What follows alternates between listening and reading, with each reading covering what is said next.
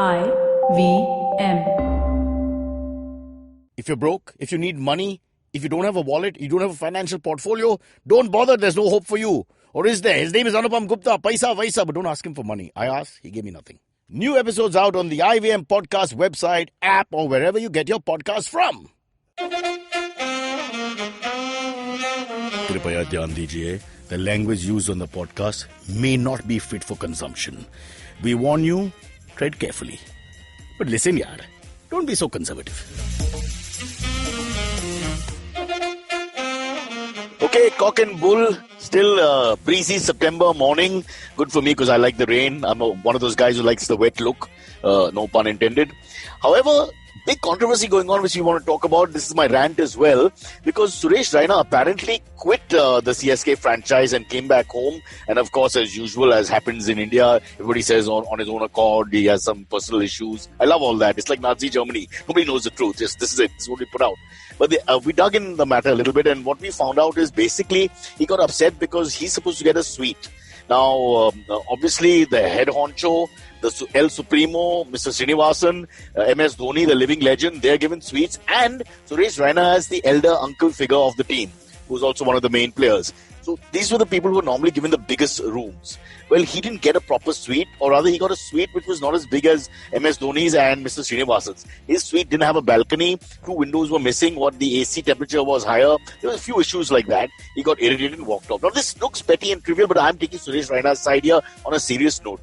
This is happening in the theatre all the time. We're given all these strange deals. We're put up by the guy tells you it's a 5-star hotel, turns out to be a 3-star hotel where they paint 2 stars outside to add to it on their own as you enter, and you're supposed to get single occupancy and they give you double occupancy. So I have a big problem with that. When people say something, they have to deliver.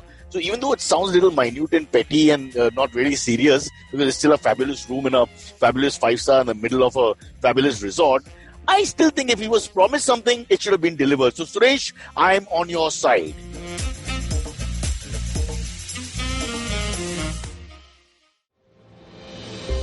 Have you ever wondered how successful people do their thing? How do they navigate the challenges they often face? Are you wondering about the future of restaurants, film, education, technology, and everything else in between? Hi, I'm Gauri Devidayal, best known for being one of the brains behind The Table, an award-winning restaurant in Bombay. One thing my life as a restaurateur has given me is the opportunity to meet with some truly inspiring people. Most often just by chatting with strangers at the community table. And that's what this podcast is about. It's about learning the new dimensions of business and understanding how different people swim this sea.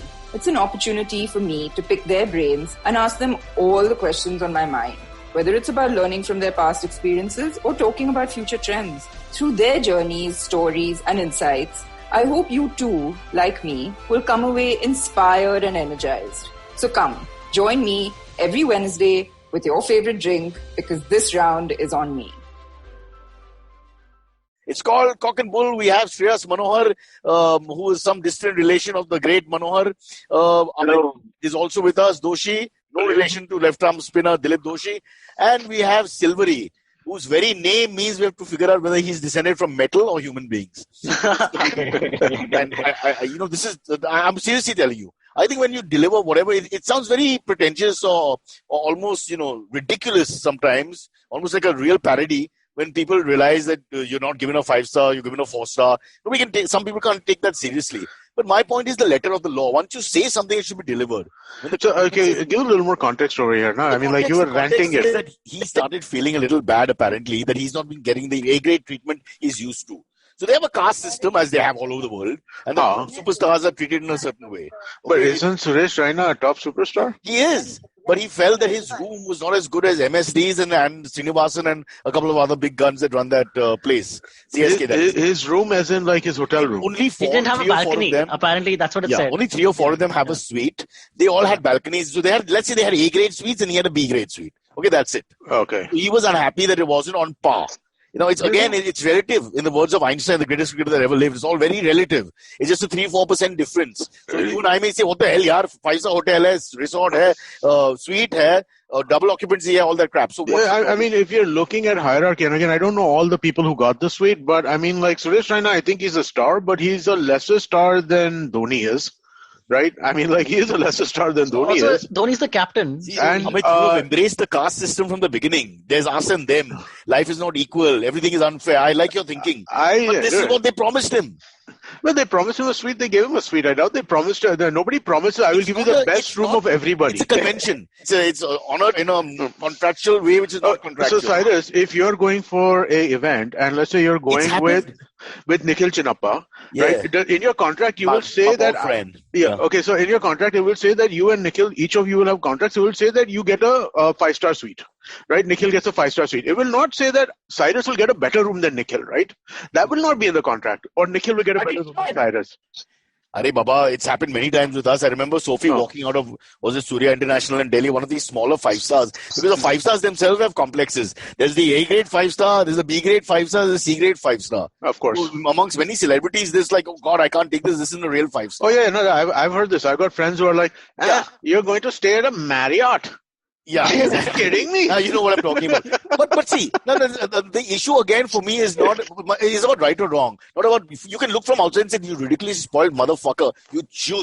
It's got an AC. It's got a 24-hour thing. It's got a gym. It's got a... What the hell are you going on about? Yeah, the name is different. But there are people who say, look, this is what we were promised. You said Marriott. I want to be in Marriott. I don't want to be in Surya International, which is a 5-star. But it just doesn't have that charm. And in India, it's all about that. So whatever. I'm saying, what is the contract? That's the question. Now, here, this contract is an oral contract. How do we explain this? It's a traditional sort of thing. It's more than a written contract of any kind. We have this in cricket and maybe in many other things in India where the big guns are given a slightly better accommodation. Let's call it the Brahmanism of the situation. That exists, right? I remember when I don't have the extensive amount of outdoor shooting that you've done, right? But I've been for a couple, right? And I remember I went to one in Dalhousie when I worked on that movie Lavaris way back when, right? And there were 3 hotels. There literally were 3 hotels. And it was depending on what your positioning in the entire hierarchy was, you were there. So there was one hotel which was the actors, director, producers, cameraman, and they had one extra room in which the senior camera assistant was there. Then there was a second room which was for all the assistant directors, the senior lighting people, the assistant of the choreographers, they were there. And then there was a third room which was for all the more line type people. And there was a 4th room for the item number and the producer's uncle. But that we won't get to that. That's fortunately, this was not that kind of. I hope Suresh Raina wasn't up to that. So anyway, quick context. So one, his uncle got beaten up in some scrap that happened 2 days before he left from Lucknow. So in all this, they've tried to say that he's under some depression and blah, blah, blah. But he left already. He's been there for a week or so. Other people in CSK have fallen sick with COVID, blah, blah, blah. So that also didn't cause a problem. 10 people. 10 people. 11, yeah. And then after that... mix. Because the staff have to get it, boss. So if somebody gets it, the staff is the one who will always get it because they're the one commonality. Right. It's like but is it a sexual relationship. It's like one guy who sleeps with everyone. Yeah. Did it go to the players and will this affect the IPL? At the moment, 2 players, I think. Like the foreigners, like the Aussies and all, are watching the situation before they come into the bubble. But CSK has got a bit of a problem right now because until 14 days pass, then we'll know. 18th is the start of the whole thing. But let me just not digress. Let's quickly get back to this. So my point is, he expected and has got, let's say in India and South Africa, wherever they played it before, he has always got the exact same room as his captain, the legend Dhoni, as Srinivasan, who's the god of Chennai Super Kings. We can't argue. This is right.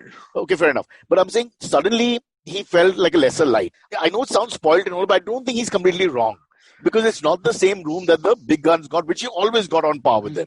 I understand that now, but again, the specifics matter, I guess, in this sense. It's only about that. It depends on what is the, what if the hotel only had 2 of these suites? Right now, I don't know. I don't know the answer to this. Maybe it's a hotel with 20 suites and somebody decided to cut 10,000 bucks a day. Then you got to discuss this. See, this is a very special IPL with all these other problems going on. I think they didn't take all this as seriously as normal because on their head are the bigger problems. Right. They're now suffering from the COVID, the whole logistical nightmare of getting all the foreigners into this bio bubble. Everyone keeps their team away from the other teams till the start of the tournament. Blah, blah, blue, blue. And also they had a Chennai camp. I think most of the other teams didn't have an India camp. They had a camp in Chennai. Chennai is number 2 as COVID cases go after Mumbai in terms of performance. So it perhaps wasn't a good idea to spend 2 weeks before in Chennai with people from different parts of India, etc., etc., etc. Plus the staff. Never forget, the staff is a lot. Yeah. So anyway, the point of the matter is they didn't deliver fully. They delivered 95%. They didn't deliver that 5%. You and I will say, come on, don't be ridiculous. Don't be spoiled. But I, having been around a little bit, I've seen this. They tell you business class flight. You land there, and they suddenly say, oh, there was no business class flight available. 1 hour for boarding. What are you going to do? Are you going to not do the event, not go for the shoot? It happens all the time. And that's just really irritating for the person because they feel exploited. I get that. Nothing more than that. I get that. You feel irritated. So I'm just going to empathize with Suresh Raina as another spoiled child of India, me and him, that there's some empathy, but he's not wrong. No, so I empathize with him to an extent but again, I think that I do empathize with him, right? I mean, like, if you have a deal with somebody, a deal's a deal, right? So, I mean, like, I do empathize. It's an unwritten deal. See, this is a very complicated situation. This is something that is honored in convention. I don't think it would be unwritten, right? No, it's not on paper. It's not on paper. On paper, it's just 5-star hotel for the whole team. They're not going to say it separately for you, yaar. Okay. It's just known that the apex predators are given a little better treatment, yaar. That's it. Exactly what you said about the actors being in one place. And we have a caste system that's infiltrated our DNA and everything we do. What can we do? Yeah, I guess. Let's get Shreyas in. He's the man who understands this. Because comedians are treated the worst in the list of entertainers. Yeah. I just feel like I don't buy this. I don't buy the fact that he gave up 11 crore rupees because he did not want a hotel room. And there are just way too many things happening in the whole situation. This uncle dies out of nowhere. There's COVID and there's this. I don't know. So when you do this whole thing, which is a RICO sort of situation back in the United States to get the mafia, you tried them down with 400 different complaints so that something sticks. I don't never buy that. Okay, don't tell me that the uncle is this and that is that and COVID. I don't think 200 things is ever a cause for anything. It's always one thing. And then the rest of them can be added on beyond that. It's one thing. And male ego is the biggest problem in the world. There's no bigger problem than male ego. It's the one thing which will make you walk away from money. Because you can't stop yourself, your arrogance and your anger and all this. So I'm saying in all this, some egos clash. Now, who said what to whom, we don't know. But why would, as you say, Shreyas, you and I in poverty right now, in penury, we want to slap him. And we'll stay outside the premises with the watchman on his lap. And we'll bat at number 11 and we'll field that third man and we'll carry everything for everybody and we'll wear mask, abdi guard on our face, whatever it takes. Right? So we can empathize with the bugger letting go of 12C. I mean, really. And he's retired. So he's not getting international contracts, whatever happens. And he's not allowed at the moment to go and play abroad for other franchises. So, this is it. This is earning. Or Ranji. Yeah. Guys, I'm just going to put it out there. I think Suresh Raina is a smoker. He needed a balcony, that's why. And that's why he was like, no, I can't live without this. Then he left. I think that's a super point. I think it's very possible. See, we don't know what the reason. Like, I go crazy if they don't let me work out. Everybody's got their own problems, Yeah. And I tell them, I'll work out at 4. I won't disturb your shoot or your thing. You just tell me a place where I can go to lift weights if they put me in a cheap hotel. And I've always done it. I find it wherever I go. In Jalandhar or wherever I go, I'll just find a small gym. But I need that for my peace of mind. I can't explain it to somebody else. And it's not a cost issue also. Yeah. Because I'll pay for it myself. I'll get up early. I'll sleep less. All that will be done. So whatever it is, I'm just saying that they did not honor the, I feel he's been let down. Okay, is that fair to say? Yeah, I mean, like, they, you're all thinking he's having a good time. No, balcony I worse than comedy. I really don't think that. I don't know. I feel like, it seems. So here's the thing. I don't follow cricket so much. Okay, so I'm not like This is not about the cricket at all. No, but having said that, my impression of Suresh Raina was not the kind of guy who would throw a tantrum. No, he's not. He's a really nice guy. If you met him, that's what I'm saying. So it seems to me that there's more to it. No, but it doesn't seem like again, all public perception, right? Whatever happened, egos clashed. So the second part of it is clear. That's the anger and they're getting out now. That seems to be clear. Right. The first half, exactly what the catalyst is not 100% clear beyond the room. But now in Silver, he says things like cigarette. If he wants to smoke, it's a big thing. Yeah. If he's one of the rare smokers left now in a cricket outfit or whatever, I mean, it's a big thing for him. Right? He wants to listen, this is COVID. They can't go anywhere. They can't meet anyone. They can't do anything. Taking away cigarettes on the balcony, I think is a huge problem. Even if it's my dad was a smoker, my best friend smokers, so I've seen them. They go berserk. No, so even if it's not about smoking, right? I mean, like the fact is that you're in a bubble. You're going to be there for the next 2 months. You want some air. Yeah. Correct. And I can buy that too, right? But I mean, but the thing that it just strikes me as strange. He's never struck me as the kind of person who would throw this kind of a tantrum. But it's not really right after retiring. If you tell me I'm going business class and then you tell me no, there's for my Japan flight in November. When we reached the airport, it was this strange thing about they couldn't get business, and but it's between business and they created some nonsense. We couldn't pull out of it then. Right. Yeah, but that's not right. The event people screwed up. They didn't bother to tell us that they weren't able to get it. They didn't screw up. They cheaped out. No, they did not. When you're doing that on a flight, there was an availability problem, but they should have told us about it earlier. Okay. We could have changed airlines and all that, but they've got a deal with this airline or whatever, so all that came into play.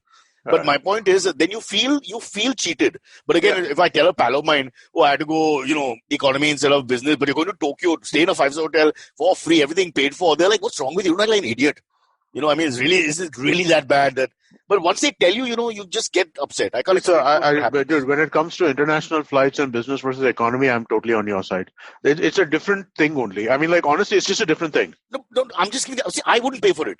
Huh? I just wouldn't. I would go economy. But I'm saying you have told me business, and you've said business, and then but you're going for work, and you're going for work, and so I mean, like, I paid for one business class ticket in my life, and I paid for business class when I had to go to the US, and I had to meet with somebody the same day I reached. Right. So I had to. My flight was landing in New York at 7:00, and I had a 10:30 meeting. Right, and so that time I paid for business class because you wanted to sit in a seat which you fit. I wanted to be able to sleep. Yeah. On the course of the flight, I wanted to be able to sleep. Humans can't sleep standing. You cannot sleep in economy. I mean, economy, you cannot sleep. I mean, like, I'll do economy, and I've done it many times, right? But I cannot sleep in economy. That's not possible. So honestly, I think they should give us standing room. I really think they should give us standing room in airlines. So again, this is off topic. We'll come back later when you're spending your own money. But I'm just saying that he has in some way been, cheated is a very hard word to use, but he's been let down. Let down is fair. I think he feels disrespected, right? Disrespected, let down in that area somewhere. Yeah. If our English was good, we would have managed the word by now. But since it isn't and I can't find Google and Wi-Fi issues, we'll have to let it go. So, do you feel a little worse for him because he left international cricket already and this might be his last IPL? I'm saying now the internet is filled with stories. Kedar Jadhav's one tweet, this and the other, and they're trying to make him out to be exactly what you guys have sort of said. That like this, he's thrown a tantrum. Words like that. It's not really a tantrum. You promised me this, and in any other business thing, once we have to honor our commitment, right? If you don't honor the commitment, then you exploited the guy. That's it. But then he's really let down. He is feeling let down, and again, I'm using the word tantrum, but I don't feel it's a pejorative word in his sense, right? Because I think that, again, my impression of the guy till now has been that there must be more behind it, right? But he is also so I mean, like, the reason why there is so much debate over here, right? In the case of like an entertainment thing, right? If you would not have gotten on that flight, I would have agreed with you completely. I think that would make sense. I would have no issues with that whatsoever. How can you not get on that flight? There's 200 people involved and all that. You're not going to not get on that flight. And they're telling you, we've got the business organized for the return, we'll do this, we'll make it up to you, all that usual. But you're not going to really take that stand. That's too much, I guess, to do. But then that's what he did. Well, he's done it before the tournament starts. He's not affecting anyone in that sense. He's not suddenly made 300 and then decided to walk out. But I mean, I think Shreyas is part of his team, isn't he? No, but he's on his last legs. He also knows that. It's more like his experience was helping. They need young blood. And so I think that was the thing that went against him. 3-4 years ago, Raina was half the team. There's no question. I think Shreyas wants to say something. And also I want to know whether he's trying to audition for some role as a terrorist in some East European film where they're not clear where they exactly come from. So anyone would stay. Why is contempt you're worse than a brocha today? No, I'm not auditioning for a movie. I was actually trying to get into ISIS, but they did not give him business class tickets. So I was like, you know what? But they gave you a balcony. They gave you a balcony so you can practice your suicide. Ridiculous that way. That's why it was on the first floor, so not really what I wanted. Listen, us the South Bombay types can die from there also. Don't worry. We don't need guides. Just a small gate and uncle is gone. Like that. All right. Last word on the Raina thing. So I think we need to investigate this further and find out. But of course, they'll keep their cards close to their chest and nothing much will come out unless somebody leaks it from the team, which I hope will happen. But it's amazing because I thought Dhoni and Raina are very close. Srinivasan is known to love his players and players love him. But he's the kind of guy who really, he's mafia in a sense, but he really takes care of everyone. He's got that, thing about him. So I'd love to know what really happened and how deep this goes. And whether Suresh Raina can come back. What if they don't take him back after that? Where will he go? He's still got a couple of years of domestic cricket left in him. So it's a bit sad. The Srinivasan did say though that we'll be loyal to CSK. He's our man. We'll stand by him. So next year, if he wants to come back, April that's the assumption. 2021 is a long time away, Baba. That's Some very two true. kids become superstars overnight in the middle order. They've got that That's Gaikwad kid that they're gunning for as the next big thing. And then, that's it. Cricket is just like life. You're yesterday's news. You're a comedian and Shreyas comes in, 5 good jokes on ISIS, boom. I'm cleaning floors again. Okay, I never clean floors. We have a back problem. And ISIS boom is the wrong thing to say. Yeah. I mean, if ISIS went into the comedy world, they should have 2 strings to, completely different. We do stand-up comedy and we kill the audience. We do both. Yeah. You'll have all the jokes like, we bomb they're literally murdering every night. Yeah. Oh God, there's no end to that. Yeah. All right. Okay, let's start with our formal topics. All right. Hijacked the show with Suresh I Raina. think this was one of the topics. This is one of the topics, Suresh Raina. Yeah. No, that's why I wanted to quickly bring this up from the other perspective, because otherwise it would have been one-sided. If you investigate the story, it just looks like what happened to this guy and then 20 reasons for him going. But I just wanted to say that there is if I was a defense attorney, I believe there's a plank here that we can use to fight back, saying that you have not honored completely what you said you should do. And there's small things that once you guys get into it in your life, you'll understand. Because like you said, there's self-respect and all, Yeah. It's not really about the AC or the size of the seat or whatever. It's more about what the hell. Agar main koi ho, to you'll do something. Agar main kuch nahi ho, to you won't do anything. Correct. It's also the bigger organization gets to control the narrative. Always. Right? Because CSK is so much bigger than just one single Suresh Raina. They get to control what they want to put. We'll say that. And all that. Will they ever give Dhoni a smaller room? Will they ever give Dhoni a smaller room? Administration of a big outfit versus one human being? I think was it Emerson who said, basically, institutions are built on the shadow of one man. Let's face it. Come on. So I just think that it's clear that we don't know what the reason was, but what I know for sure is that Cyrus is complicit in whatever this reason is. I've never seen anyone fight for Suresh Raina so hard in this situation. I played the character of Suresh in the movie Jalwa. Google and check. The name is Suresh. And why? Because somebody said it sounds like Cyrus. And I got to tell you, growing up, whenever I had people who don't know Parsi names, when they call up or whatever, one of the names I have been called is Suresh. Although Saibal and Simon and these names came a little closer, I have been called Suresh. So I can't say it's a complete lie. So in a sense, I am the Suresh Raina of podcast. I'm leaving. Sorry, Amit, you were saying something. No, I was just, you were talking about how Suresh Raina, when it comes to narrative control and stuff like that, right? I don't think that the big organization always controls the narrative. I think that it's become fairly clear over the last 15 years that is actually kind of flipped on its head, where the big organization does not have the ability to control the narrative, and the narrative is controlled more through social media and through influencers who have taken up certain causes. Yeah, I think the leakage is the issue. Now with the internet, leakage happens everywhere. Yeah. I mean, there's not the White House, there's no place, even TASS, even the Kremlin, no one can keep anything quiet. You need one guy with one phone. That's it. There's got to be one guy who's got nothing to do. Which is in other words, one Indian somewhere everywhere in the world. Which is why I say conspiracies don't exist, right? Because mischief is a conspiracy in a sense, because you sort of push the mischief, the mischievous envelope, if you like. You just sort of push it that way. You just have to open the can of worms. Now we are discussing it. Other people will discuss it. And before you know it, it'll start becoming a contentious issue. And if words were exchanged between these legendary people of Indian cricket, then boss cricket is pushed to the side, COVID is pushed to the side, and this is more interesting. Yes, it is. But that's narrative, right? That's controlling of the narrative in some ways, right? The nonsense that we're seeing on the news channel, I don't want to get into that, right? But the nonsense that we see on the news channels every night, right? It is essentially... You're talking about the investigative journalist and his investigative work. And all of his life's mission. Find Pakistan and China guilty of every crime, especially involving my taps. It's not just one investigative journalist, right? At this point in time, basically everybody is following, right? Sad. It doesn't matter what it is. All of them are talking about a nonsense, non-story. Well, Rajdeep Sardesai tried to give us the other side of the thing with the Rhea Chakraborty interview. Yeah. And tried to give her a chance to speak, because I think it's so one-sided. Yeah. I mean, just the way they, as you say, the narrative, how they control it. Just, 8 hours inside the ED, so people will just listen to that and say, oh, guilty. 8 hours means guilty. 10 hours means execution.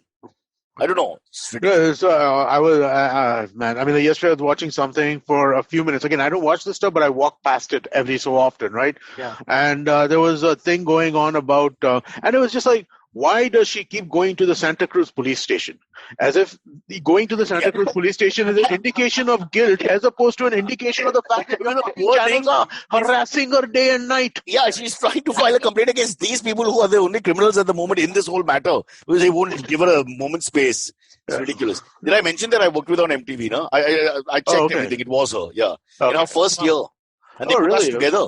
Oh, okay. Yeah, because the old man and the whatever. I think they wanted a criminal case of sorts.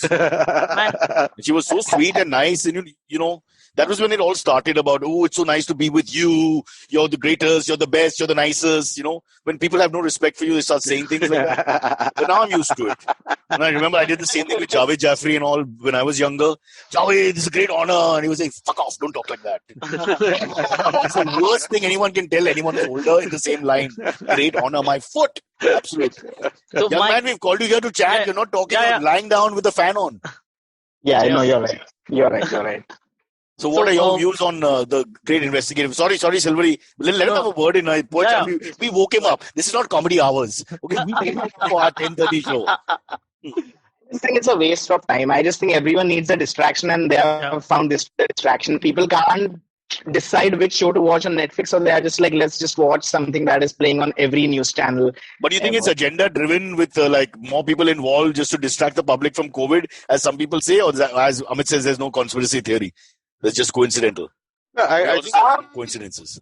I think that it is mainly driven by wanting to get TRPs for the news channels, because I just think that people, no one wants to watch numbers again. People are desensitized to any news that there is about COVID. So more than a conspiracy theory, I just think that they're giving the people what they want to watch, and that is deciding what the people want to watch. I have people at my house. I live in a joint family who are absolutely hooked onto it. Like, I woke up this morning, I was going for a morning walk. I saw my aunt. It was 6:30 a.m. She was listening to a YouTube video. It's like by her ear to what the recent thing about Ria was. So you need to. I just think it's reality.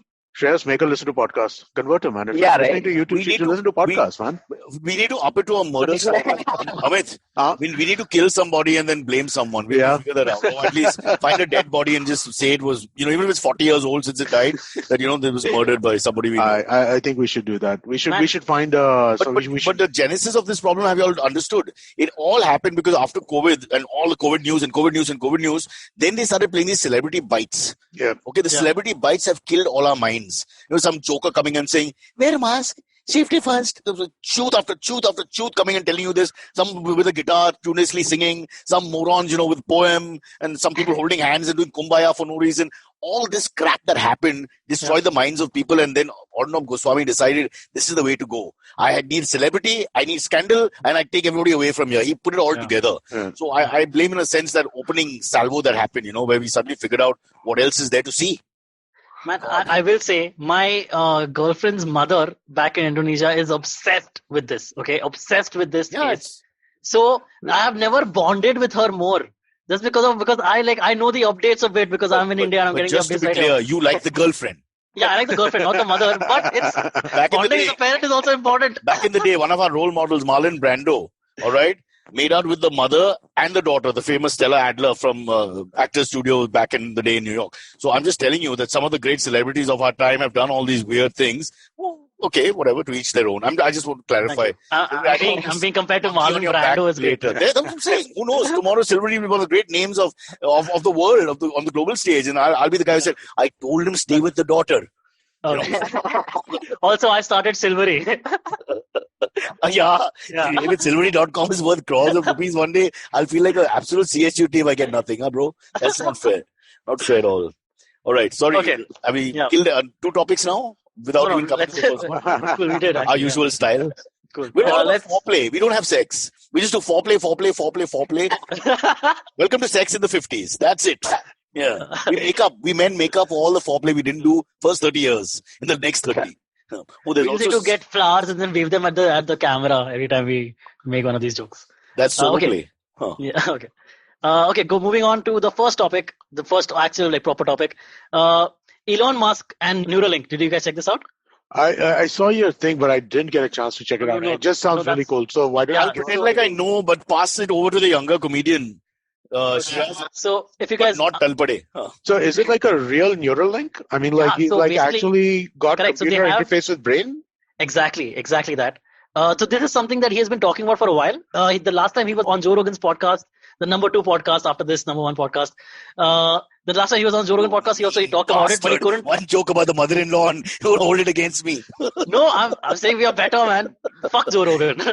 Go on. No, so the last time he was on Joe Rogan's podcast, also he had talked about it. Basically, it's like this a device the size of a coin and the thickness of maybe like 3 coins put together. But maybe the size of a coin, they'll drill a hole in your skull, in the outer layer of your skull. Wait. They're saying you won't need even anesthesia to be able to do this.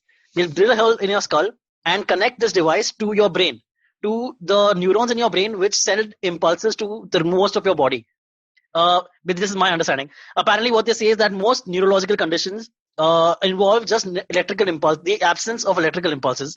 That means like if you're blind, if you have like visual impairment, hearing impairment, spinal injuries. So my family has neuropathic problems, for example, which are not really curable. Neuropathy doesn't really have a cure. They hold it back. You manage them. Yeah, you manage the disease. You manage it. Yeah. Sorry. Yeah. So exactly. So basically what they'll do is they'll send electrical impulses from that device to the specific part of that body, of your body, and you basically to basically cure you of that ailment, to be able to cure you of that ailment. Teacher, teach me Kung Fu.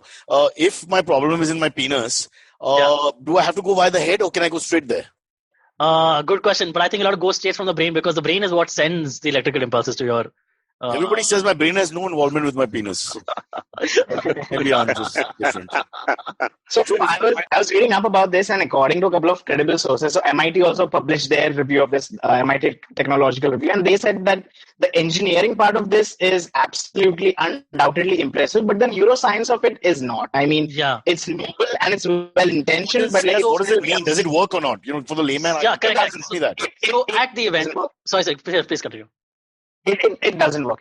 We are still many years away from it. He's going to drill a freaking hole without anesthesia, put 3 coins inside, and then tell me, hey man, the engineering was good, but it doesn't translate into any result because nothing happens. It's a step, right? It's a step. Basically, you need to be able to have a interface with the brain in some way before you can figure out exactly how to, what information to provide to the brain, right? Exactly. So can we control the electric impulses that are going in and out for the nerves to react to?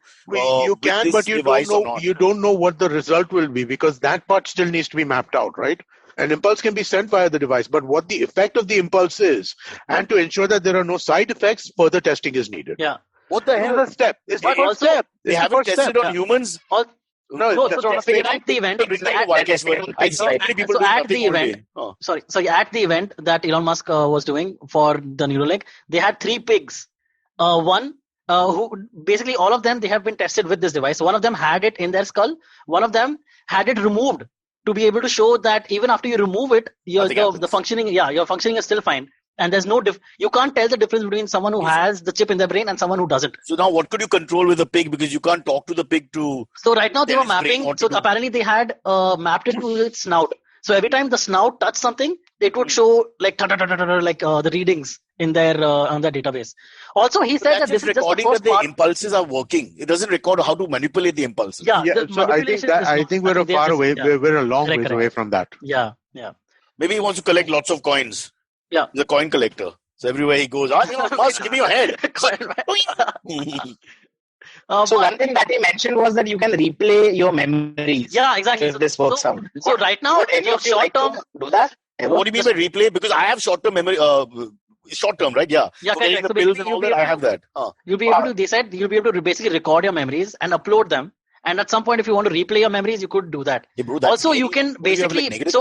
If that is the case, you can basically upload your own personality into a different body. That's a long ways away because again, think about the practicality of that, right? Correct. For you to be able to record your memory means you need to be able to capture all 5 senses, interpret what is happening with those, interpret with the data that you have captured, be able to compile it and store it, and then decompile it so that you can replay it. We're a long ways away. Very long way away. So I think that's a very difficult, impractical thing to do. But again, as you said, it's a step to that direction. No, but if I was to give my brain to Shreyas, for example, then all my bad behavior and all, without my 92 kilo frame, he's going to get more beaten up than he normally gets. I think we got to think all this through. This Musk is a moron, man. He just doesn't think of the bigger picture. It's always about his engineering and I'll put coins in a fountain and it will come out. Who cares? If he's a magician, fine, but the magic has to translate into something for us. Otherwise, it's pointless. It's just masturbation. So for masturbation, full points. For coitus, 0. That's what I say. Like a question he got at the conference from the audience who was at the conference. Someone asked him, "Is this just so that I can call my Tesla from my brain just by thinking about it?"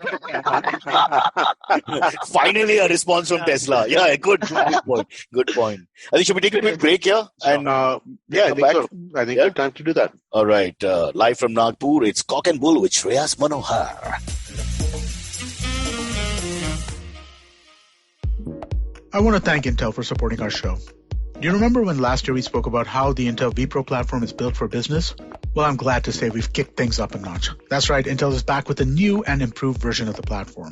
Optimized with 10th generation Intel Core processors, the platform is just what IT and business users need, especially in times like now when most of us are working from home.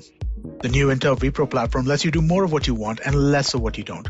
So it's better for you and for your IT teams, who really are the backbone of keeping your work from home experience easy and enjoyable. The platform is built to minimize your efforts and maximize your PC productivity, especially when working from home. I can safely say that the new vPro platform gives you more enterprise efficiency with less constraints. Visit intel.in/morewithvpro, that's VPRO, to discover how you can get more done with less waiting. If you're listening on the IVM Podcast Android app, take a look at the screen right now and you'll see a link which will take you directly there. All right, back here with Shreyas Manohar. By the way, guys, you haven't congratulated me. I am now the proud owner of an Android phone, which I don't know where I've kept. Oh, really? New phone? Wow. New phone. That's nice. What kind did you get? My wife and the daughter, actually the daughter engineered everything. The wife had to pay with, I presume, was money I made at some point in my life. And they bought it for the birthday and Amazon, and it came 10 days after. So, yeah, but it's a big fat phone, which I don't know where it is right now. What kind? OnePlus or? OnePlus, Nord. OnePlus 8. OnePlus 8 Nord, yeah. Yeah, I'll show you later. Nordic OnePlus 8 or something, yeah. Yeah. Good, they're finally off that 10-year-old iPhone. Every day I do tuitions. Maya gives me a 1-hour tuition class, so I'm almost there now. Yeah. Only thing is I can't find the bloody porn on this, man. There's no Safari. I'm already missing Apple because I went straight to my Safari. Yeah. Get a Tor browser. Download a Tor browser. Or you could just use Chrome. There's Chrome on the thing, which is the same as Safari. I tried Chrome, but so Chrome will give me the same services. Chrome is the same as Safari. Maybe the Wi-Fi wasn't working at that point. No, but are you on a Jio Wi-Fi? I am. I think that's the problem. That is the problem. But then how did your Safari work? I have two Wi-Fis. One is MTNL, which we've not got rid of because it works when it feels like. It's like that woman who wants to make love on that one day a year. And then there's this, Jio. I think for the kids because those computers have to work because they have online classes. Right. Yeah. And you need to get the MTNL not that important. I love MTNL. Then one day they just disappeared on us in February. Just they same here. My MTNL stopped working too. And they didn't take the calls and they said they'll send someone and nobody ever came. Yeah. I mean, please, guys, the next generation, you're going to miss all this. When people get more efficient. It's so lovely to have a pleasant conversation with someone who doesn't deliver. That's such an Indian middle class cultural thing, which I love that. Hello, electrician. Kabhi aayega? Baad mein and all is beautiful. They don't give you time. Lovely, all that. Hope that doesn't go. Yeah. These are the fuckers who need those coins in the brain, and we should be controlling it. Electrician, press it so he gets, it implodes his brain if he's 1 hour late. Oh man, I can't wait for that thing to come through the neuropathy controller, Neuralink, yeah, link controller, whatever you want to call it. But it has to control. Without control, it's pointless. Yeah, correct. Yeah, sorry. So another possibility of that is for amputees. So basically, if you have you get like a prosthetic limb, and it takes time to be able to control that limb properly, right?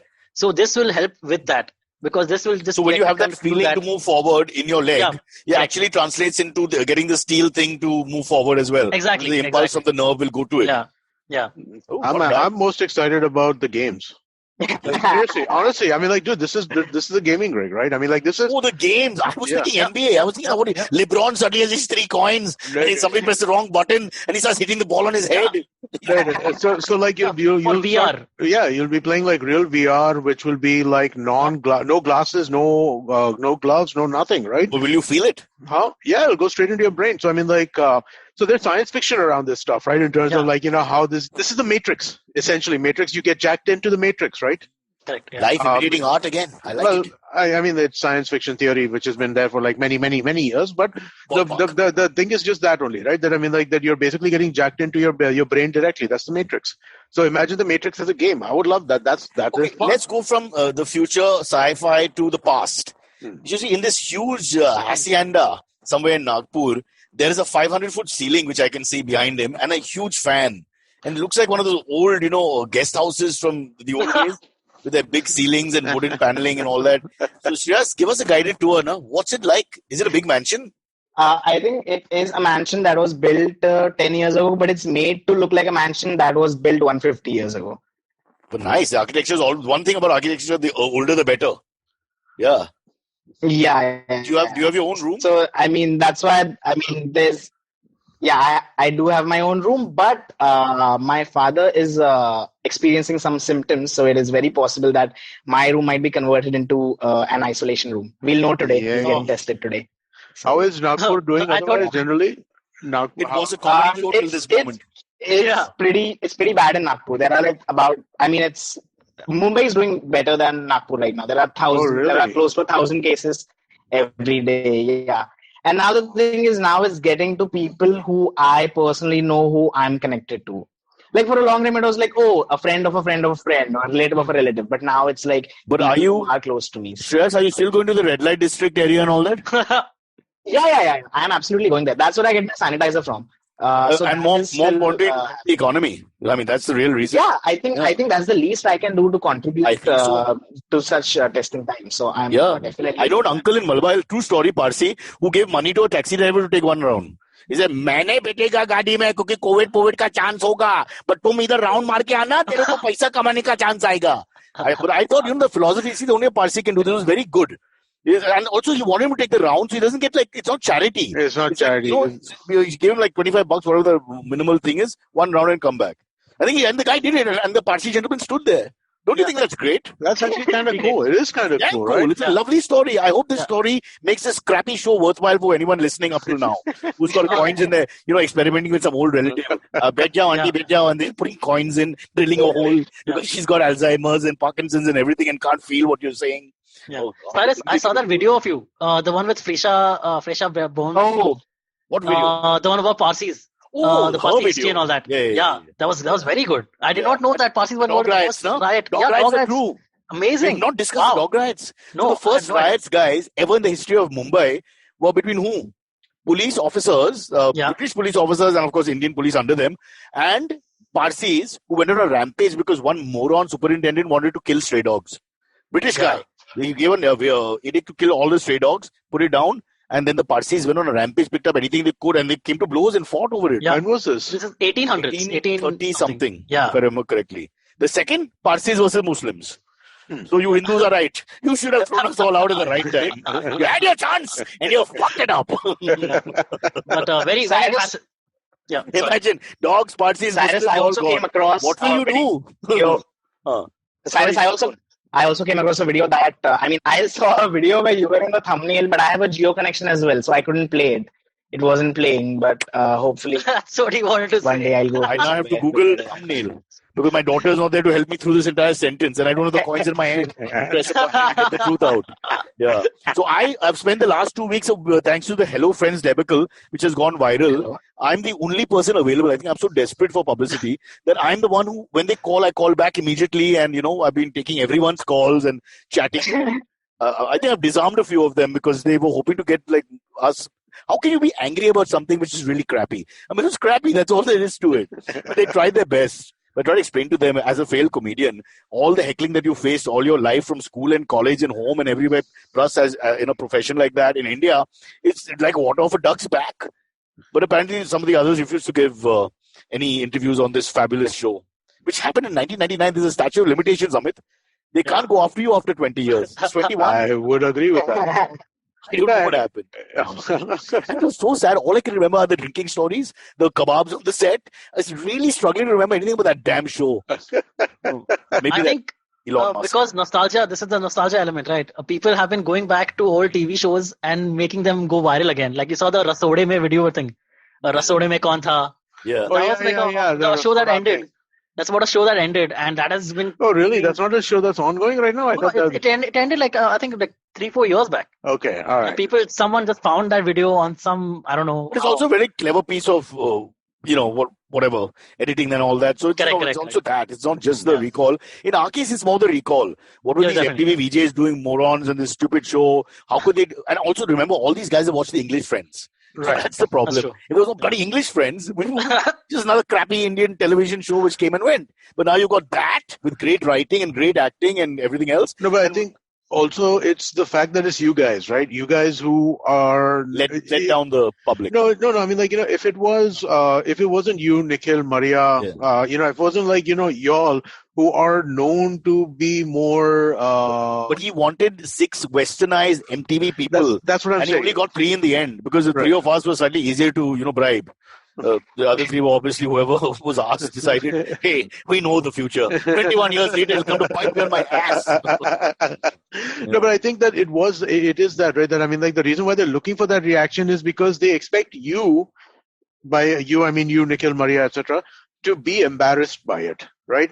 Yeah. Because you would be a little more right? They wouldn't take the same question. Like, nobody goes and asks somebody why they made a ripoff of a Hollywood movie. Well, maybe you're right. But I think they missed the main point of the whole show, which is how good-looking I really was 21 years ago. I saw it, I was like, it's not bad. Why can't I stay like that? So you two younger ones, just remember, whatever you look like now, this is the best. 20 years from now, oh no, nowhere close. Shreyas, embrace yourself. And I don't think give Dad the room. Don't give Dad the room. This is your last chance to play with yourself in Nagpur. I think also part of why Hello Friends went viral is because you guys can also take a joke. Not this was Amit was saying, you can also just take a joke about it. Because I think if you ask, say a director, okay, why did you copy this movie? He'll get pissed off. He'll get angry and he'll leave. I was discussing this with one of these people who called up also. If anyone knows what really goes viral, it's like how if anyone knows what Hindi film will work, really, actually, I mean, then they'll just be millionaires, That's true. So I wish it was that simple because everybody keeps advising you, especially you youngsters advise us oldsters about this all the time. Do this, do that. This is what works on the internet. This won't work on the internet. And then I see something ridiculous. I saw a cat video just yesterday. My wife, who's an intellectual Milind Kundera reader and thinks I'm an infant, is laughing her head off. It's a cat drinking from a bowl. Yeah. I'm like, fuck. I mean, we put makeup on, learn lines, jump up and down, organize crowds, good lighting, camera. What the fuck is that? And she, well-educated, well-read, looks down on us, little leftist and all that. And I'm like, what the fuck? And then she passes it to Kunal, another one like her, and he also laughs. And I'm like, what the hell is this, man? So this whole thing it's a bit of a mockery, this whole internet thing, because obviously there's no blueprint. It was be easy for all of us. That's true. Yeah, but I enjoyed it because they suddenly started calling all of us. And we felt important for a little while again, even if it was for the wrong reasons. And I felt exactly like, when the ministers have to give us press conferences after infrastructure debacle happens, like a bridge collapsing.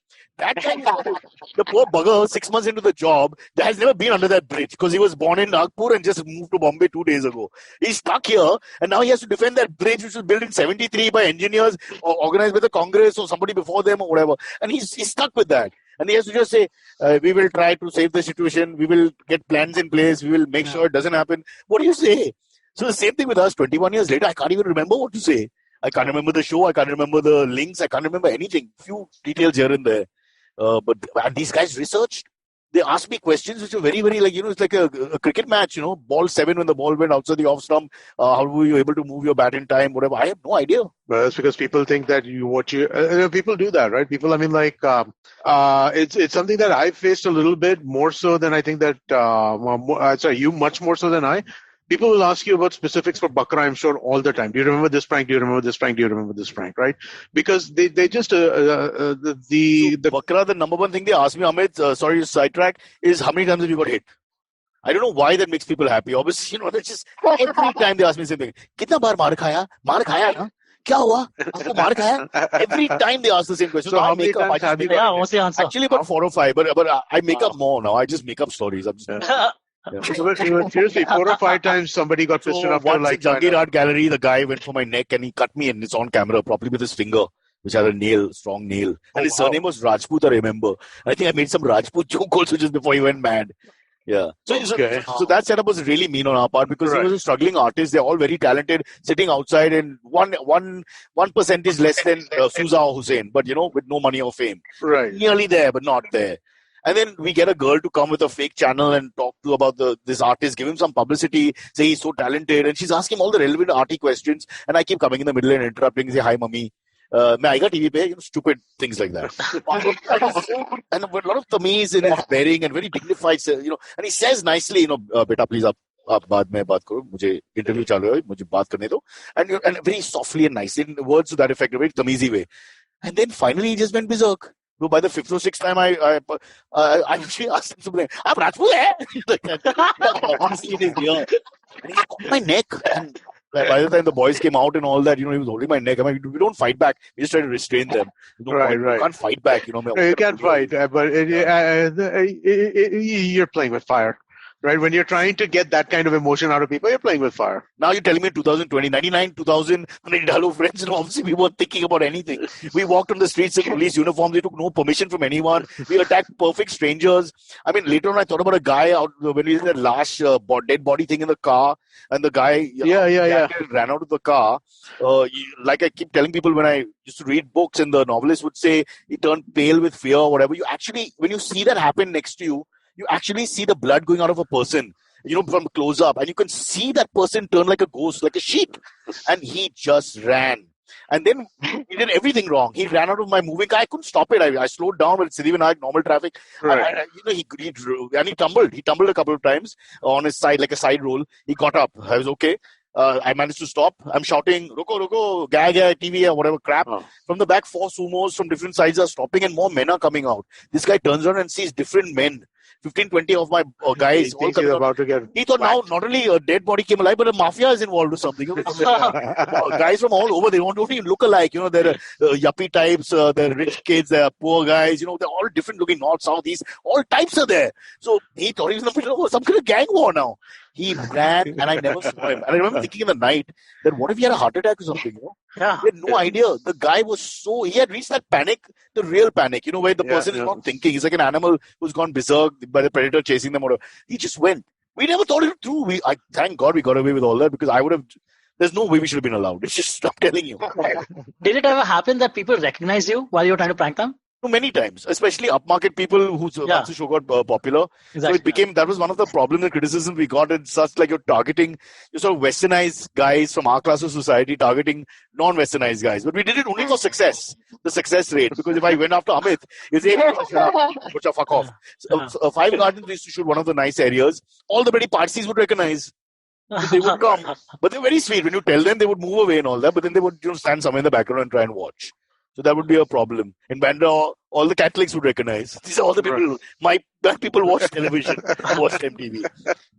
Yeah. Why did we segue to this? No, but you did do some South Bombay ones, right? I remember. So we tried Gateway of India. For foreigners and all, it was great. Like I would give we'd find out what language they spoke, or we'd try if there were a lot of Germans there after a little research. So you did that Friend of Mine, right? I mean, like where she gave you the solitaire thing. You did the Pandit thing. I remember that happening. Yeah. But that was inside a place. I'm saying on the road, we've done a few. I remember carrying a slogan saying that this man has molested women in German and giving it to ladies. One of them really freaked. And I said, what he's saying. And she ran. We couldn't get her back again. Because, once you start shouting and all this, that's when we started realizing we need girls on the shoot. Because if you have a couple of females, it's a little easier for the female to talk to the bakra later. Right. Once they calmed down, everybody was great. I can't remember anyone being angry for long. Not too many. It was all good afterwards. But very often they just ran away and that's it. If a guy has a bad day after that, his blood pressure, you got now at 49 I'm thinking about all this, but at that time I just didn't think about it. You did just do it. Yeah, that's true. We just thought success. We became like predators, success failure, that's it. Tikta, Saida, those kind of remarks on the phone that would go once the gag is in play. That's it. It's really sad actually how the television is so clinical, and without a heart. It is. Hey, so the episodes on Boot, huh? Your dead body in the backseat one? Yeah, but they own it, no? Isn't Voot part of MTV? Voot is part of MTV, but I didn't know that all of them were there. Not all are not there, but so many I can't find. It looks like all of them are there. No, I think we preserved some and made a cassette for corporates. We preserved some for Japanese channel, which bought 2 seasons. All those are there, but lots are gone. Some of the because I can then tell you all the variables that went wrong. If I could do that, you'll really enjoy the gag. There's so many mistakes. What came first, Eva? Punk'd or Bakra? No, we came first. They saw it. MTV US saw it and then decided to put it on. They followed our format. They used to have these conventions where all the big MTVs would go and meet in Florida, where the main thing is, and New York, the 2 places where they have their big things. And so this was picked up, like Roadies is picked up from, it's an India thing, but I think Mexico actually did something like that first. It's in Spanish language, as far as I remember, about putting these guys together. A mini Big Boss traveling show sort of thing, which then was made in India as well. So they would exchange these ideas. They loved our Bakra. Bakra was something we could show them. It was not so language driven. You could sort of understand what's going on, So it was one of those things you could push anywhere. The thing is that it focuses down, right? I mean, like there have been candid camera shows before, but like focusing on pranks is a candid camera thing. Yeah. Right? It's kind of what I think Bakra did, like which nobody else had done really before, which is I think really and personality driven as well, right? I mean, like Bakra, you or Ashton Kutcher for the punk thing, right? I mean, like that again, I think become part of that, right? And I mean, like it was somebody who you're looking to see who was doing this kind of stuff. Yeah. Although I realize one thing, people who watch the show, they like you, but they love to see you get your comeuppance. Yeah. That was very clear, because you're too cheeky and because they want some revenge for their Aam Aadmi who they feel has been pissed on. So I think nothing worked better. And so I'm grateful in the end that we had 4 or 5 gags on me to show. 1 or 2 of them worked superbly, but I really got scared. So, I mean, there's no question. Like the Pepsi one that we did. Yeah. Prahlad Kakkar. Where they really fooled me. And what worked? Look at the hatred and goodness my own team had for me. Nobody hates you more than your own family and friends. That's true. So, what was the Pepsi one? I had a 7 o'clock call time in Chembur for this. Okay, 7 o'clock in Chembur. I was on time, under 7. There. Okay, they send a car, of course, no question. Up there, they're already vacated the premises, having rigged the trailer. The trailer which Prahlad uses. Only he had a trailer. And they rigged it and left well before my car came. I can't remember if there was any phone call to the driver, but whatever happened, it was. Otherwise, they're never on time, my boys. They're fuck all with time. That's for me. That by 6:15, I remember Sajid telling me later, by 6:15, we were out of the place. Nobody was there. I was like, wow, fantastic. Look at the love. And then they wait till the break. The break was at 2:33. When I go into the place, because Prahlad suddenly says, come and eat with me inside. He never eats inside. I never eat inside. We are both slightly, let's sit with the lads kind of people. So it doesn't make any sense. But I didn't think it through. So we go into the trailer. He says, I want to talk to you. It's really strange. He's not the type of guy. He's a loudmouth. He talks openly. But all this didn't hit me. So I just went. I sat. I'm dressed like Elvis with sideburns. And I'm sitting there. And then this guy walks in who I know. I forget his name now. He's a light guy who handles lights. One of the light boys. He comes in. And I opened the door. The only thing which really worked well was he was smelling of booze. Okay, for some reason, they must give him a sip or 2 or whatever. So his mouth, when you open the thing, I could smell it. And he started saying, Mera paisa to Prahlad. Prahlad is known to not always pay as soon as possible. So, whatever. Then he came back the second time in Maabe and Galis. That's when I interfered like a chooth. I said, boss, don't abuse. And I was trying to help him. I said, you abuse Prahlad, you'll never get your money. You can't cross that line. Yeah. And I pushed him out and all that. That's when he pulled out a gun. For 1 second, I said, Benchot, मैं क्यों फंस जाएगा इसमें? I don't know how we tell the payment. I'm trying to save him because he's abusing the boss and he won't work in the line again because of the power Prahlad has. And Prahlad didn't flinch. All this, people can say what they want later, but if you believe the moment, you're not going to think about all these things. You just believe the moment. The guy, I pull the gun, is a blank, and he fires the blank. It goes past me. This guy has a thing with blood and all that which he presses, and he keels over. I'm like, Prahlad Kakkar is dead in the middle of a Pepsi ad. And I'm somehow responsible. I said, what do I tell my mom? How do I explain this? Wow. Then the best part, which all the guys who know me and all really enjoyed, the cowardly part, is the guy brandishes the pistol towards me and I go back and say, nay. So my point is, if you believe a guy has a gun and he points it at you, what are you going to say? one more for me, yaar. No. I should really cop it. I went back to office for about 3-4 weeks after they aired it and all. They would all act. Brocha's come. No. The fucking watchman would do it. The watchman. No. Everybody would do it. Because they're like, once we've got this fucker on his knees, we got to kill him. We waited for a long time to get the cocky guy down. That was great fun. That worked. Those people love those gags. So if I had to do it again, I would always have 20 gags to one gag on ourselves. But you have to catch the guy. You can't act this out, man. Yeah, no, I think that will work. It has to be that you need that sense of naturalness. That's the only way this stuff works, right? No, that day I thought my life was over. I said, fuck, this guy shot Prahlad. And why do I open my mouth? It's Friday. I'm thinking later. What the hell's going on? What have I done? That's just so impressed like Elvis. My last chance of celebrity. By the way, it's Chota Pepsi, which is for all kinds of machinations. Oh God! All this flash in front of me, and I was like, "What's wrong with this guy?" But then you believe it because people are desperate. In a moment of madness, somebody does something stupid like that. You just have to believe it's fight or flight. 1 second. Then when the kind of pre-production they did for this one gag, which is our normal whole day, where they've forgotten the switcher, they've forgotten the camera, they've forgotten the battery is not there, the mic's not working, mobile phone is not charged, they've gone the wrong way, all that shit all the time with our normal shoots. Here, like Nazi Germany, nice and perfect, with a lot of aggression and anger, ferocity, blitzkrieg over. And then they all came out. I've never seen happier people in my life. It's like India had just got Azadi, 1947 all over again. The crew dancing and all, Brocha, to the fucks, yeah, and everyone gave me a piece of their mind. Yeah, good leveler, really. Oh man, but that's just so extreme. I can't imagine a show doing that today, faking a whole murder, someone shooting someone. That's just insane. We're a little now scared. No, see, we didn't have that fear about society in the world. Now that fear is there because it's really happening more and more and it's digitized and you can see it happening. This is also the first 10 years of television in India, isn't it? I mean, it was really like anything went. So no one's thinking of the success or failure, really. That's the other thing. The result is not important. Here, they were just trying to get me and they, get a good gag out of it. That's it. Not more than that. But obviously the desire, the passion to get the host. Oh, by the way, after that, as we went to the second year of our show, everybody was on tenterhooks. Because we weren't sure who's going to double cross who. Nobody lost their temper on a Bakra shoot. Nobody. Everybody was calm. Anything went wrong, police came. We don't know if it's the real police. We don't know if someone's called the police. We don't know who to trust. I never got angry. A guy pushed me in the chest. I'm like, no problem. Mother, good. I tell you, what a hoax we turned out to be. And after that, everywhere I go, I was looking left or right, paranoid. The restaurants, somebody's trying something. And it would happen from time to time. Anyway, guys, we've got 1 hour. Yeah, let's go to the AMAs. Let's move there. Yeah, I think so.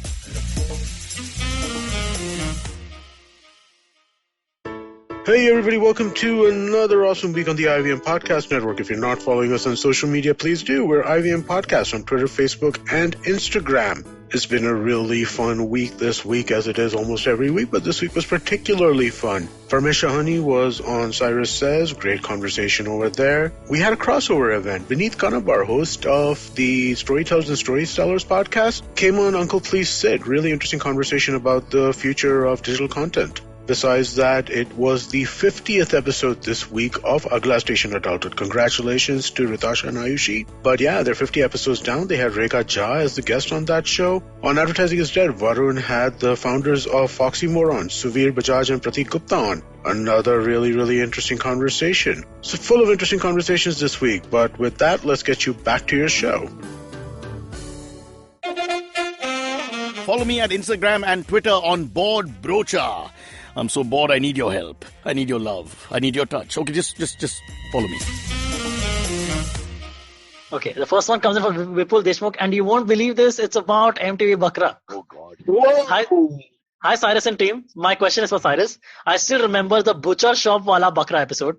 Do you have any funny stories regarding it? It was a terrifying episode for all the Bakras there. Oh, just the smell, man. See, I'm a non-vegetarian. But I have to tell you, I don't know how many people, I know when my mother, when we were young, the mothers and fathers or whoever would go and buy meat or whatever themselves. So, it's a different experience. Now it comes to your house or you order it online, it's a little different. But just the smell, the stench of that flesh and all is not easy to digest. It just stays with you. I can't explain to you. All of us finished and ran out after the gag. We stayed out where the boys smoke and all that, and we go back in only at the right time. But and it's also, if you're a animal lover, you can't look at all that. But it's really tough to watch. But that was a very good day for us shooting wise, because all the gags worked again. We put a person in the fridge, in the freezer, who comes out of the freezer. And the guy's expression was priceless. That guy claimed he had a heart attack, by the way. I remember that guy said he started holding his heart and all that. Sometimes they do a little acting for attention, more attention. And after the gag is explained to him, I said, sab theek hai, magar now I can't, so we are under that whole thing of, oh God, is he telling the truth? Because he shouldn't die over some stupid gag. Why can't he understand that nobody walks out of a freezer? It shouldn't be real. But again, he bought it for a few seconds and he did get jolted. When you're standing close, better than the camera, you can see the eyes and all, you can just see people. Yeah. And once I got the experience that this is going to go, in a nice way or whatever, then I would be watching them very closely. And I don't want to say I enjoyed it because that will sound really bad, but you can see a person. You're curious. How about you're curious? Let's put it that way. No, you get addicted to it slightly. You get addicted to see the change. Yeah. Either to aggression or to fear. These are the two main things that we would try to establish. And fear was something else because people would really get scared. Right. If when the rep thing, when it really worked. Like, you see a body coming out of the freezer, he's got 1 second to digest this. Either he believes it or he doesn't. There's no gray area. If he believes it, that's it. If he doesn't believe it, you're not going to try and figure out, hey, what's going on? No, right? Give me a minute. I got to get back to you on this. So with those ones are good that way because we get a good strike rate, if you like. Again, not to romanticize it too much. Yeah, but I do remember because I had to wear this terrible outfit and my lungi. I have that kind of waist where I think things keep falling off on me all the time. So finally, I had to wear it like a towel. They tried all kinds of things. Yeah. Next one, bro. Okay. We have a couple of birthdays to wish. One is Abhishek Dongre. His is on 10th September. Happy birthday to you. Then is Prabuddha Avasarala. He texted last week also. He had messaged last week also. His birthday is on 4th of September. Oh, so quickly push that through. Happy birthday to you. We celebrated with Australia versus England, T20. Yeah. Starting at 10:30 in the night, so you shouldn't stay up. Correct. And also today is my mother's birthday. Like my mother's birthday. That is special. So, Silvery, what's your mother's name, if you don't mind? Neerja Thakkar. Neerja Thakkar, ma'am. G. Happy birthday. I'm sure you're younger than me because your son is only 20 odd. So possibly around the same age. So I don't think I'm just going to call her Neerja. I just realized she can't be 2-3 years off me at most, up or down. Yeah, so correct. Yeah. Neerja, happy birthday. Damn you, which college were you in? Me, my son. I baked my mom a cake. An apple cinnamon cake for the first time in my life and it came out really well. Wow. So yeah. Really some good things have gone out of the lockdown. You learned to cook a bit, haven't you, Silvery? Sorry? You learned how to cook a bit, haven't you? In these I made dal makhani last week, like proper restaurant style dal makhani with extra cream and butter. Oh God, so good. Wow. Antariksh, is it only you who decides if this is restaurant level or it came out amazing or other the recipe I followed was restaurant level dal makhani. I think he's being a little critical, okay? Because here under lockdown, he has only 2 or 3 people to mark the entire performance. Yeah, exactly. And mummy is always going to be proud of beta, so I think he's doing well. Mummy, daddy, and who else is there? Your brother? Brother and sister-in-law, his wife. Brother. Okay, so do they all taste the food and like it, or is there one? Yeah, they all loved it. Like my sister-in-law and brother couldn't get enough of it. No, I'll tell you why I think Silvery is a good cook, because he's been pushing this agenda slightly. He wouldn't really keep talking about it if he's not proud of it secretly. Yeah. He's good at it. Right, Amit? From the beginning, he's been having a few dishes being made. He makes fun of it, but it's been consistent. So I personally feel he's got a slight talent. No, it's become a thing that he likes to do, right? Yeah. Really, absolutely. Yeah. Amazing. If he can just wear an apron and nothing else and, video on Insta, we'll all be so happy. Yeah. But dal makhani is a good dish to make. I mean, that's something people can eat. But it takes a lot of time, doesn't it? It's like a 4-hour, 5-hour precision. Yeah. Exactly. Like supposed to be 2 hours on. How do you make it? Is it like a sweet? It does have butter, a lot of butter, a lot of ghee, and a lot of cream. A little bit of cream. I've used less cream. Like in the Punjab or in the north, when you go, actually, you get that slightly sweet texture to it, which makes it slightly irresistible also. Correct. Oh man, I've become an excellent pizza maker. Not even joking. Right. Dal makhani. Great pizza. 5 hours to make. And then bench of egg bread ke paas capsicum, kanda, tomato. What the hell? What the hell? Properly thin crust with the. It's all about the cheese. Properly. It's all about the cheese. It's all about the cheese and the sauce. The sauce has to be good. Do you do that whole spinning thing? No. Let's be realistic. I think we've discovered a new talent. If not a talent for profession, it'll be a talent for personal use that you'll at least can. You won't be as useless as I am in lockdown. I'm useless. If I didn't have dogs, there's no use to keep it house. I'm just feeling like a body that's just there. I contribute nothing beyond dogs. I know the feeling. It really is a feeling of complete uselessness. I can't cook, Amit. I can make a few things, but not too many, right? But yeah, there is a feeling of uselessness. You can't do stuff. No, I feel terrible. Like my wife made tacos the other day, something we don't make too often, and made some different sauces, red and white. Yeah. I was quite impressed. I said, fuck, I didn't know she could do. I would have, now the marriage is worth it. Once again, the mutual fund philosophy. And in all honesty, what I found is that if you just follow the recipe, you are sorted. You don't have to do that much also extra stuff and all. Yeah, but there are things around cutting and stuff like that which I just can't get to, right? I think it's also an art form. It's not that easy. Otherwise, everyone would be good. God, like I always bring up this example, but why can't my mother, who's a very good cook, make bhel puri the way it's made on the road? It just doesn't taste as good. We bring everything here. We make everything. The chutneys are available, but it just don't taste as good. The simple sandwich, which I love growing up in Bombay, the veg toast sandwich from the guy on the road. We just can't make it at home. What is in it? There's nothing. That tidbit sauce is only different. Cucumber, tomato, beetroot, chutney, green chutney. Sauce. That's the name of the yellow sauce. Sauce is the only thing we don't have. But that's the yellow one, right? Yes, the yellow one, and it's made from pumpkin, and I'm not quite sure how to get that texture. Do we get that anywhere still? I thought that they stopped making it, no? Well, tit we get. The bit is the problem. I see. Yeah. I will leave that. You should let that go. I will let that Let that ball go down the leg side. Sometimes you unnecessarily get out for no reason. It's not worth it. Yeah. I wonder if we get that, because that's the sort of thing I want. Arrogantly looking down his nose at this old comedian with his bad collection of jokes and his stupid experience in Bakra. He wants to spit on me, but unfortunately, Elon Musk hasn't given us that option yet, where we can across Zoom go poo-poo. Can you imagine Arnav's panelists? They could spit on each other. Show would have hit another dimension. All right, we have space for one more. One more, yeah. Let's do. This one, again, comes in from one of the people who have their birthdays on 10th September. His name is Abhishek Dongre. He asks, hey Cyrus, Amit, Silvery and guest. I currently live in Houston. I enjoy listening to your show, especially Cock and Bull episodes. My question is about what your thoughts are about the QAnon movement in the US. Have you heard about this? What movement? The QAnon. Okay, I'll just finish this question. I'll tell you what it is. I'll just finish this question. Specifically for Amit, since he has a theory that 3 people can't keep a secret. Also, my birthday on 10th September. Okay. So QAnon is nonsense. Sorry. Yeah, it's not. Go ahead and give it, but it's nonsense. Yeah, correct. So basically, the QAnon movement is this theory. This I don't even know what to call it. A theory or this conspiracy theory out there. Sorry, which says that a far right conspiracy group. Basically, they are running a cabal of Satan-worshipping pedophiles, running a global child sex trafficking ring, plotting against President Donald Trump. You remember hearing Pizzagate? The story of Pizzagate? Yeah, it's kind of like that. It's the opposite. So, no, Pizzagate was a result of QAnon. So, what QAnon is that basically there's this theory that there is this guy called Q who is releasing information onto the internet, right, on different boards like 4chan and other places like that, where he is exposing the fact that there is this global cabal of powerful people who are all pedophiles, who are basically trying to rule the world. And control the world through that, right? And now what has happened is that most of these pedophiles are all left-wing politicians. Hillary Clinton, Barack Obama. Let's make the distinction. We are calling them politicians, not necessarily pedophiles. Huh? No, they're not pedophiles. I mean, this is the nonsense of the.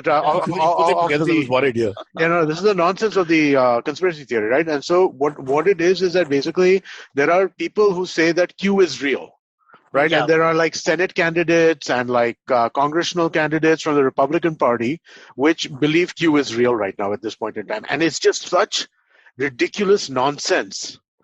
It's such ridiculous nonsense that it's like some of the stupidest things. Like, it's not even like, at least when you look at like somebody who says that man did land on the moon, at least they've done the work to kind of think that there's something there These people are just making shit up. Before Abhishek's answer comes from someone like me, I need to investigate this matter more. I don't want to be on one side or the other. What if it turns out to be true? What if J.K. Rowling is a man? Who knows anything? I got to study this more. But also, I get what you're saying, that you're basically cynical. Amit is not cynical, that you're cynical about this whole idea of one huge nexus happening to push any agenda. It's just too many layers for you to accept as a possibility, right? I'm not saying that things don't happen behind the scenes. I'm saying conspiracy theories are not real. They're very different. This is a global one. This is the biggest. No, exactly. So basically, what I'm thinking is that after the Epstein thing, anything can be a possibility. Because this guy, he got caught, and then he got killed in jail. He obviously did not commit suicide. Yeah, but global leaders across the world holding children to ransom and then having a little cult of their own, that's a little it's a little much. What you're talking about is in any society, the rich of that society coming together and doing drugs, say, or even having these nefarious activities that they indulge in or whatever. That's very possible. And possibly there, I know Shreyas in Nagpur organizes these wild parties with only bearded men, which he still can't get into because he has to grow more, apparently. Turned away again at the door, damn you. Also, according to Q, against this global pedophilia circle, Trump is the one who's busting all this. So they project Trump, which is why also there are many people from the Trump administration who keep sort of subtly, they approve what they're saying because, of course, they love the narrative that they are right-wing agenda has always been very right-wing Christianity, and everything else is really sinful. Whatever's against them is not just normal, but it's sinful. So that makes sense if that's someone starting to sprout it. But whether it really exists, I can't understand. I find that hard to believe across the world.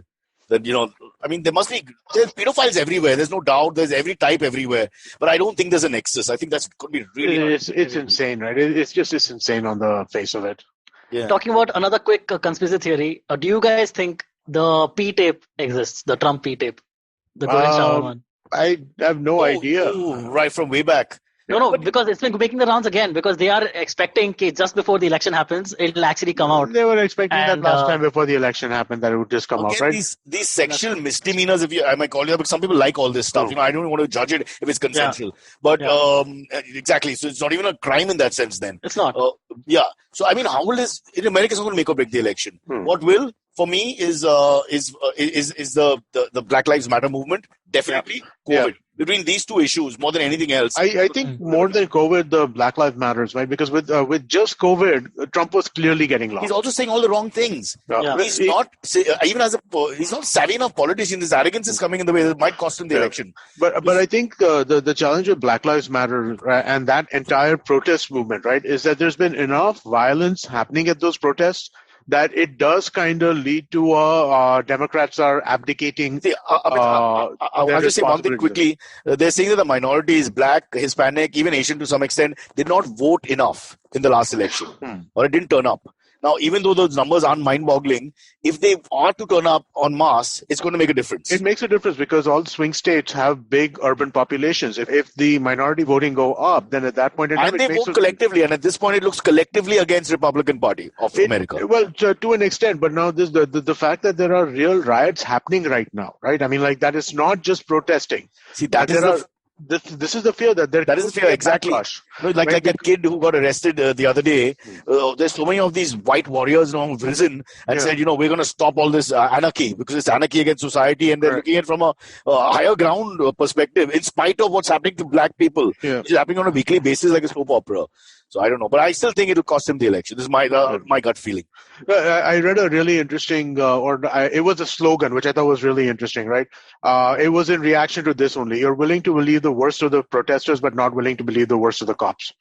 In the sense that you're going to judge the protesters by the worst behavior over there, but you're not willing to judge the cops by the worst behavior that happens over there. I know it sounds a simple question, which no one has answered, including the left channels that are out there, because CNN has as left as you can get now.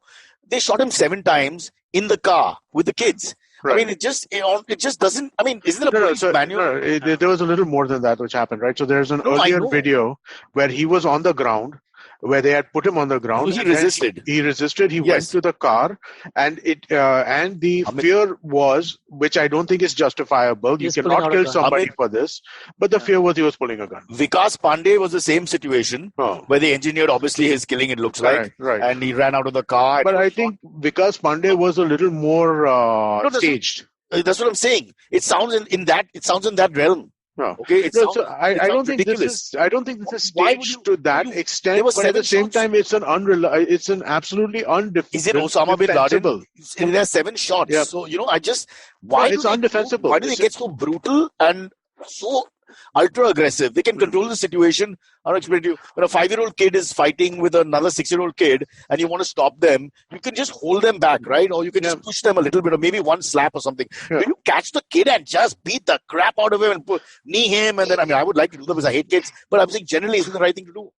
No, it's not. It's nonsense. There's no way. The quantum of violence, and then how can you leave the racist narrative out of it? I don't think there's any justifying what happened. So if it was a white guy, perpetrator, same thing, resisted and whatever, has a record, everything. I'm giving you all that. Would they have shot him 7 times? Absolutely. Johnson, who knows? Honestly, no, I mean the gunman. What's his name? Kyle Rittenhouse. He had a gun in his hand and still nothing happened. And all the media houses that ran articles on him, the pictures, the representational pictures were him of him cleaning, holding the gun, graffiti. Yeah, no, not holding the gun. Him cleaning graffiti. The picture they showed. Saying that, otherwise he's like a nice guy and like he loves his mom and this. So like every time it's a white guy who's a killer, they try to make him feel not like a killer. And every time it's a black guy who's not even a killer, who was killed, they make them. I'm giving them that. I'm saying he's a dangerous man in society. He's got a record. He resisted arrest. He did everything wrong. But the brutality after that still is not justified. You shoot him once. I just think there's no logic.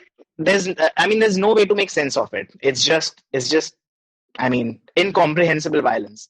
And also what we need to remember is that it's not an anomaly. This happens a lot. Yeah. But look, we are from the outside. Although we are colored people, we are from the outside. So in a sense, we are in Switzerland. And as Switzerland, we are still feeling shocked about all this. And in the sense that, it's just too deep-rooted.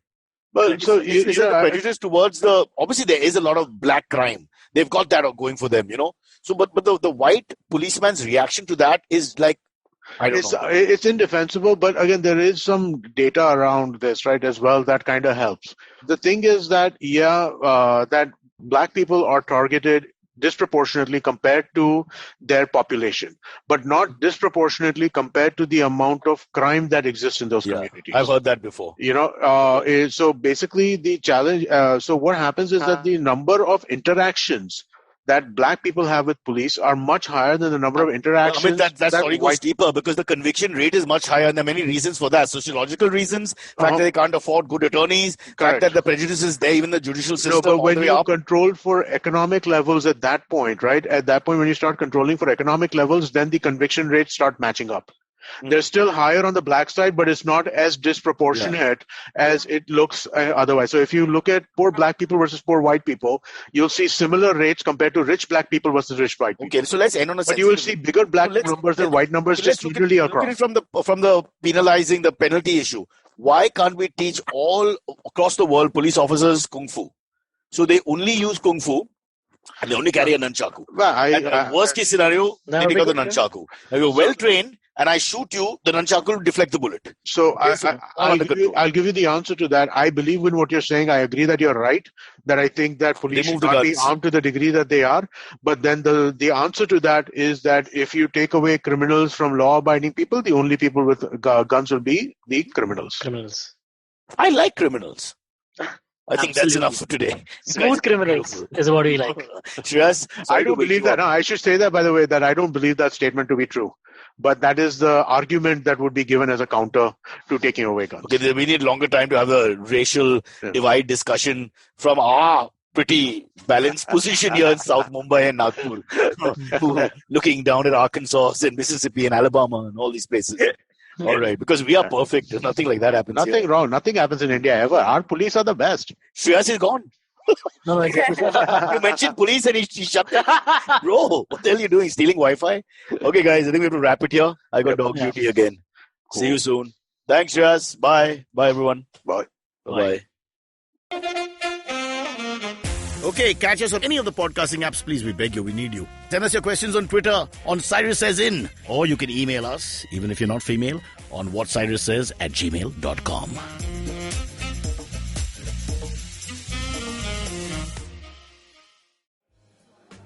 Beta, did you know 79% of all scientists in NASA are Indian only? देखो, India में tax सिर्फ middle class भरती है. Everyone is just enjoying free यार. आजकल के youngsters are only interested in partying and enjoying. उनको देश की पड़ी ही नहीं है. बेटा तुम बस शादी कर लो, उसके बाद तो you can enjoy life like anything. I will tell you what this country needs. This country needs 15 years of dictatorship. That is the only way to become a superpower.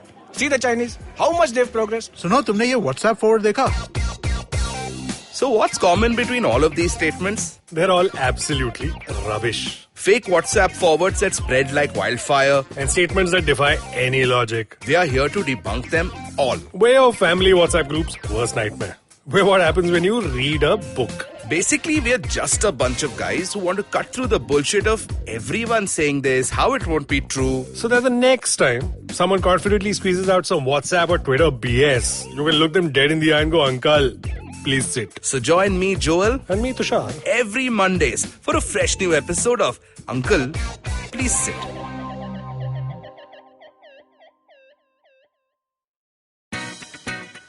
Hi guys, this is Ayushi. And I am Ritasha.